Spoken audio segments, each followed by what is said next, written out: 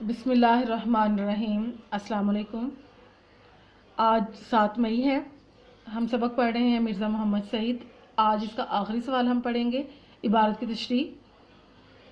امتحانی پرچے کے مطابق سوال نمبر 3 بنتا ہے، سیاق و سباق کے حوالے سے عبارت کی تشریح کیجیے، سبق کا عنوان اور مصنف کا نام بھی تحریر کیجیے۔ 2 پیراگراف کی 2 عبارتوں کی ہم نے تشریح کرنی ہوتی ہے۔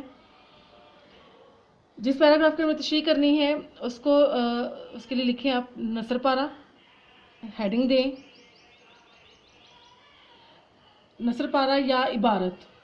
اس میں کیا کرنا ہوتا ہے کہ جو پیراگراف جس کی ہم تشریح کر رہے ہیں اس پیراگراف کے شروع کے چند الفاظ اور پیراگراف کے آخری چند الفاظ لکھیں۔ شروع کے چند الفاظ لکھ کے ڈیش لگائیں اور پھر آخری چند الفاظ لکھیں۔ اس سے نشاندہی ہو جاتی ہے کہ ہم کس پیراگراف کی تشریح کر رہے ہیں۔ اس کے بعد باری آتی ہے حوالہ متن کی۔ حوالہ کا معنی ہوتا ہے پتہ دینا، نشاندہی کرنا، اور متن اصل عبارت۔ اس میں ہمیں بتانا ہوتا ہے کہ جس پیراگراف کی ہم تشریح کر رہے ہیں یہ پیراگراف، یہ عبارت کس سبق سے لی گئی ہے، اس کے مصنف کا نام کیا ہے، اس کی صنف کون سی ہے، ماخذ کون سا ہے۔ سب سے پہلے لکھیں گے سبق کا عنوان، مرزا محمد سعید۔ کچھ بچے یہاں پہ غلطی کرتے ہیں کہ یہاں پہ سبق کا عنوان لکھنے کی بجائے کہانی کا نام لکھ دیتے ہیں، وہ چیز غلط ہے۔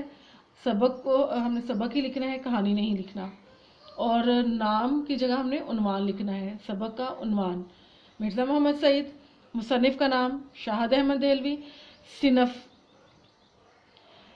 سے مراد ہے کہ ہم نے بتانا ہوتا ہے یہ جو سبق ہے جس میں سے یہ پیراگراف تشریح کے لیے ہم کر رہے ہیں بیان، یہ ادب کی کون سی قسم ہے، مضمون ہے، خاکہ ہے، ناول ہے، افسانہ ہے، کیا چیز ہے۔ چونکہ یہ سبق مرزا محمد سعید خاکہ ہے تو ہم صنف میں لکھیں گے خاکہ نگاری۔ ماخذ، اخذ کرنا، بتانا کہ یہ جو سبق ہے مصنف کی کس کتاب سے لیا گیا ہے۔ کتاب کا نام ہے گنجینہ گوہر، شاہد احمد دہلوی کی کتاب گنجینہ گوہر سے یہ سبق لیا گیا ہے، لہٰذا ماخذ میں ہم لکھیں گے گنجینہ گوہر۔ پرچے میں سبق کا عنوان اور مصنف کا نام، ان دونوں چیزوں کے نمبر ہوتے ہیں، صنف اور ماخذ کے نمبر نہیں ہوتے، لیکن ممتحن پر اچھا تاثر ڈالنے کے لیے، اچھا امپریشن ڈالنے کے لیے ہمیں یہ چاروں چیزیں ہی لکھنی چاہیے۔ آپ نے یہ چاروں چیزیں ہی یاد کرنی ہیں، سبق کا عنوان، مصنف کا نام، صنف اور ماخذ۔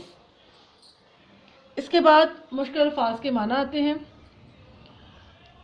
پیراگراف میں چند الفاظ کو انڈرلائن کیا گیا ہوتا ہے، خط کشیدہ کیا ہوتا ہے، جن کے ہم نے معنی بیان کرنے ہوتے ہیں۔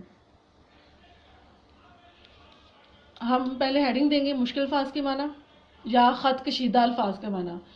پہلے پیراگراف کی ہم تشریح کر رہے ہیں تو لہٰذا میں نے پہلے پیراگراف کے ہی الفاظ میں نے یہاں پہ لکھے ہیں۔ علالت، بیماری، سوئم، وفات کا تیسرا دن، سانحہ ارتحال، موت کا واقعہ، سنونی، موت کی خبر، شعار، رویہ، طریقہ، اہل کمال، خوبیوں والے لوگ۔ حوالہ متن اور مشکل الفاظ کے معنی لکھنے کے بعد باری آتی ہے سیاق و سباق کی۔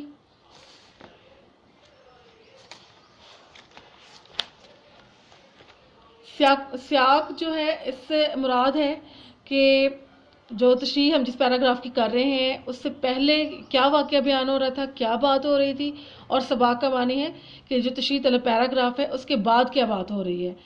آپس میں ان کا ربط بتانے کے لیے ہم سیاق و سباق لکھتے ہیں، یعنی جو تشریح طلب پیرا ہے اس سے پہلے اور بعد میں کیا واقعہ پیش آئے، کیا بات ہوئی، اس کے لیے ہم سیاق و سباق لکھتے ہیں۔ سیاق و سباق ایک پیراگراف کی شکل میں لکھتے ہیں جو 7 سے 8 لائنوں کا ہونا چاہیے، اس سے زیادہ نہیں ہونا چاہیے۔ آپ کا یہ جو سبق ہے مرزا محمد سعید، اس میں جتنے بھی پیراگراف آپ کو تشریح کے لیے تیار کروائے جائیں گے آپ نے ان سب کے لیے صرف ایک ہی سیاق و سباق کا پیراگراف یاد کرنا ہے۔ سیاق و سباق کا پیرا یاد کرنے کے لیے لکھیں، آپ نکالیں صفحہ نمبر 11۔ یہاں سے یہی ایک پیرا ہم سیاق و سباق کے لیے یاد کریں گے۔ تشریح طلب اقتباس، اقتباس کا معنی ہے عبارت۔ تشریح طلب اقتباس اردو کی 10ویں کتاب سے لیا گیا ہے جو مصنف کی مشہور زمانہ کتاب گنجینہ گوہر سے اخذ کیا گیا ہے۔ مصنف سبق میں مرزا محمد سعید کی شخصیت کے مختلف پہلوؤں کو بے نقاب کرتے نظر آتے ہیں، یعنی محمد سعید کی مختلف شخصیت کے مختلف پہلوؤں کے بارے میں بتاتے ہیں۔ وہ بتاتے ہیں کہ مرزا صاحب ایک کم گو یعنی کم بولنے والے مگر خوش طبع، خوش مزاج، خوش اخلاق شخص سے ان کی موت عالم کی موت کے مترادف تھی۔ عالم دنیا جہان، یعنی ان کی موت پوری دنیا کی موت کے برابر تھی۔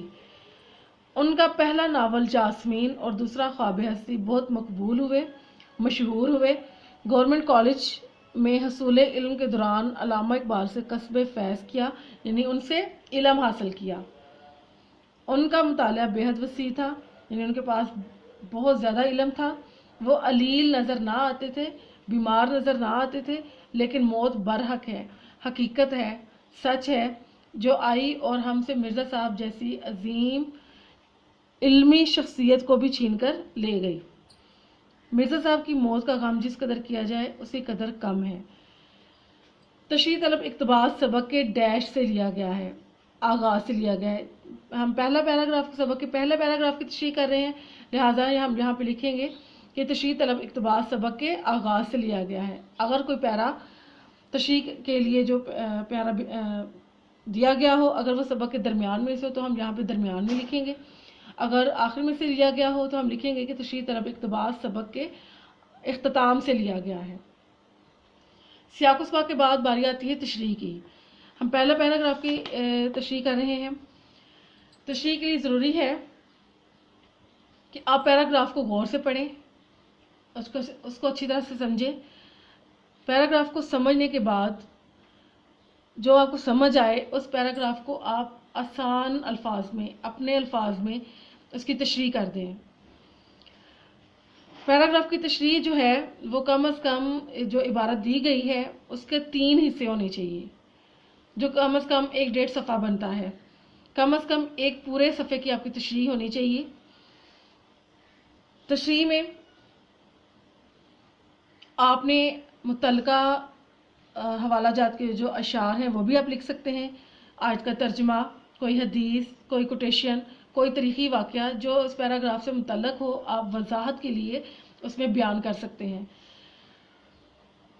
اور اس کے لیے آپ نے ورڈ ٹو ورڈ جو ہے کتاب سے اپنی تشریح یاد نہیں کرنی، بلکہ پیراگراف کو سمجھ کے اس کو اپنے الفاظ میں اور بہت آسان الفاظ میں بیان کرنا ہے، بہت مشکل الفاظ بیان نہیں کرنے۔ ایک صفحے کی جو تشریح ہے کم از کم اس میں آپ کے 2 سے 3 حوالہ جات ضرور ہونے چاہیے، کوئی آیت کا ترجمہ، حدیث وغیرہ یا کچھ شعر، کم از کم 2 سے 3 حوالہ جات ضرور ہونے چاہیے۔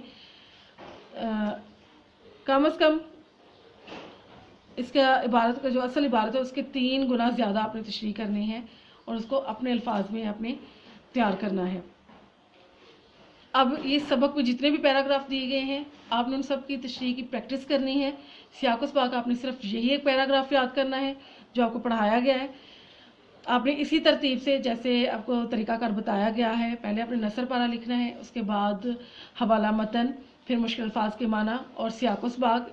تمام پیراگراف کے لیے صرف یہی ایک سیاق و سباق کا پیراگراف یاد کرنا ہے، اور جتنے بھی پیراگراف تشریح کے لیے دیے گئے ہیں ان سب کی آپ نے پریکٹس کرنی ہے، مشق کرنی ہے، اس کو سمجھنا ہے، پیراگراف کو سمجھ کے اپنے الفاظ میں بیان کرنا ہے۔ جمعہ کو جو آپ کا ٹیسٹ ہوگا اس میں سے کوئی بھی پیرا آپ سے تشریح کے لیے آپ کو دیا جا سکتا ہے کہ آپ اس کی تشریح کریں۔ آپ نے بہت اچھی طریقے سے اس کی پریکٹس کرنی ہے۔ آج کے لیے بس ہمارا اتنا ہی کام ہے۔ اللہ حافظ۔